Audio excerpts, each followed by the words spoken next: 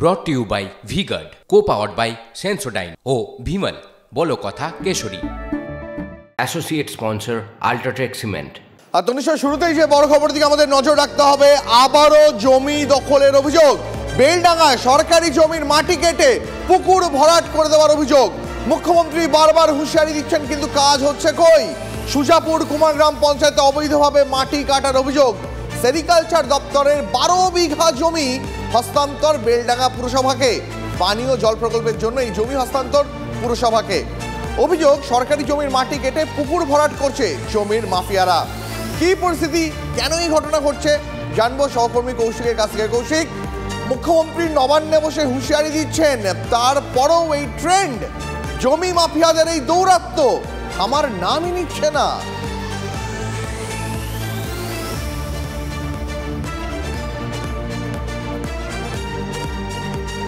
আবারও কথা বলবো কৌশিকের সঙ্গে, তবে তার আগে আপনাদের জানিয়ে রাখি বিস্ফোরক অভিযোগ। সরকারি জমির মাটি কেটে পুকুর ভরাট করছে মাফিয়ারা।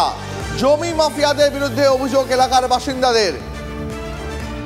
চলে যাব সহকর্মী কৌশিকের কাছে আরো একবার। কৌশিক, মুখ্যমন্ত্রী নবান্নে বসে হুঁশিয়ারি দিচ্ছেন, কিন্তু তারপরও জমি মাফিয়াদের এই বাড়বাড়ন্ত, এই সাহস আসছে কোথা থেকে? দেখো, মুখ্যমন্ত্রী গতকাল বারংবার কিন্তু এই নিয়ে বলেছেন, কিন্তু তারপরেও এই একই ঘটনা। এখানে যে সরকারি জমি, পৌরসভাকে দেওয়া জমি, সেই জমি থেকে মাটি কেটে তারা পুকুর ভরাট করছে, অর্থাৎ দুই অবৈধ কাজ একসাথে। মুখ্যমন্ত্রী বারংবার কিন্তু এরকম বলেছেন, কিন্তু তারপর কতটা কাজ হয়েছে যেমনটা তোমাকে বলে রাখি, যে বগটুই বোমা বিস্ফোরণের পর থেকে কিন্তু বলেছিল জেলা এই বা রাজ্যে কোথাও যেন আর বোমা না থাকে। সেই কোথাও যেন ঠিক সেই রকমই একটা কথা বলা হচ্ছে এখানে, যে কোথাও যেন দুর্নীতি না হয়, পুকুর ভরাট না হয়, জমির মাফিয়াদের দখলদারি যেন না থাকে, পুলিশ প্রশাসন ব্যবস্থা নেবে। কিন্তু সেই জায়গায় দাঁড়িয়ে বেলডাঙ্গা পৌরসভায় যে ঘটনাটি ঘটেছে সেটা কিন্তু খুব উদ্বেগজনক। যে সরকারি জমি যেখানে জল প্রকল্প করার জন্য সেরিকালচার দপ্তর পৌরসভাকে জায়গা দিয়েছে, সেই দপ্তরেরই জায়গা মাটি কেটে অন্যত্র আবার পুকুর ভরাট, অর্থাৎ সেই পুকুর ভরাট করা হচ্ছে। সেখানে একটা পরিবেশগতভাবে যেমন রয়েছে, সেরকম জমি মাফিয়াদের দাপট রয়েছে।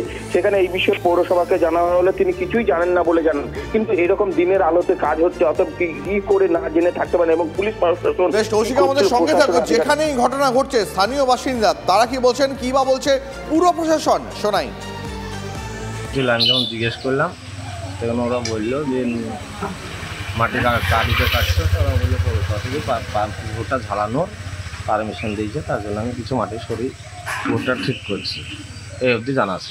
যারাই করছে এটা খুব খুব খারাপ কাজ। সেটাও তো সরকারি জায়গা, সেখানে সরকারি জায়গায়, হ্যাঁ সরকারি জায়গাতে করছে, কিন্তু খারাপ জায়গা। কিন্তু আমার মনে হয় যারা করছে একটু কাইন্ডলি মিডিয়ার মাধ্যমে সারা জায়গায় প্রচার করাটা ভালো, কারণ অবৈধভাবে মাটি নির্মাণ হয়ে কাজ করছে। যে সেরিকালচারের যে জমি পৌরসভার জন্য 10 বিঘে জায়গা জল প্রকল্পের জন্য অ্যালটমেন্ট হয়েছে, সেই জায়গায় শাসক দলের কিছু ঘনিষ্ঠ এবং উচ্চতর নেতৃত্বে প্রভাবশালী হতে পারে না, সেই সরকারি জায়গায় পুকুর কেটে একটা মাটি বিক্রি করা হচ্ছে। এবং দেখা যাচ্ছে, শোনা যাচ্ছে সেই পাশেই একটা পুকুর কিন্তু বন্ধ হচ্ছে। আমার জুরিডিকশনের আন্ডারে নয়, কিন্তু তাও এমএলএ সাহেবকে আমি ফোন করে ব্যাপারটা নিয়ে জানতে বলি, এবং ওনার তৎপরতায় উনি পুলিশ প্রশাসন দিয়ে কাজ বন্ধ করিয়েছেনই আমি জানতে পেরেছি। এবার রইল কথা, সেখানে পৌর প্রশাসনের তত্ত্বাবধানে পৌরসভার এখানে এই দাবিটাই অত্যন্ত ভুলভাল দাবি। কারণ যে জায়গাটা পৌরসভার মধ্যে নয়, যে জায়গাটা পৌরসভার নয়, সেই জায়গায় মাটি নিয়ে পৌরসভা কোনো রকম সিদ্ধান্ত দিতে পারে বলে, এই সিদ্ধান্ত দিতে পারে এটাই তো দেওয়া উচিত না, এটা হয়ও না। দিকে দিকে জমি দখল হয়ে যাওয়া এই সমস্ত নিয়ে গতকাল ক্ষুব্ধ হন মুখ্যমন্ত্রী মমতা বন্দ্যোপাধ্যায়। গতকাল তিনি ঠিক কি ডোজ দিয়েছিলেন শোনাবো।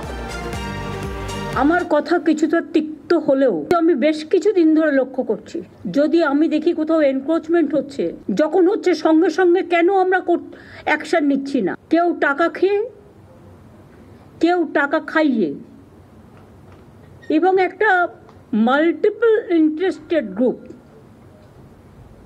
তারা এগুলো করছে টাকার বিনিময়ে। কিন্তু তারা ভুলে গেছে রাজ্যের আইডেন্টিটিটা এটাতে নষ্ট হচ্ছে।